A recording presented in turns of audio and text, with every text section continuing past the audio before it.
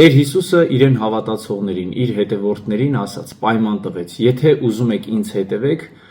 պետքա ուրանաք ձեր անձը, ամեն օր ձեր խաչը վերցնեք ու հետևեք ինձ։ Պետքա մենք ամբողջությամբ նրան Տեր ընդունենք։ Չեն կարա համ լինենք մենք մեր Տերը, համ ընդունենք Հիսուսին որպես Տեր ու Փրկիչ։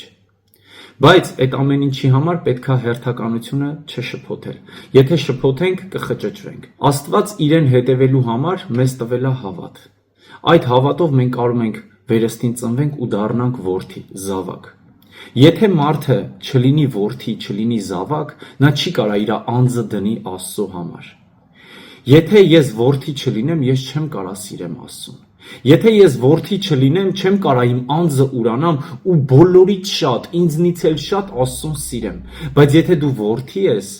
դու կկարողանաս։ Եթե դու որդի ես, քո հորը կդիմես ամեն հարցում ու կխոնարհվես նրա առաջ, որովհետև մեր ինքնությունն է որդի, բայց մեր վերաբերմունքը ծառայի վերաբերմունք պետքա լինի Աստծո նկատմամբ, որ մենք լինենք ծառա, մենք խոնարհվենք նրա առաջ։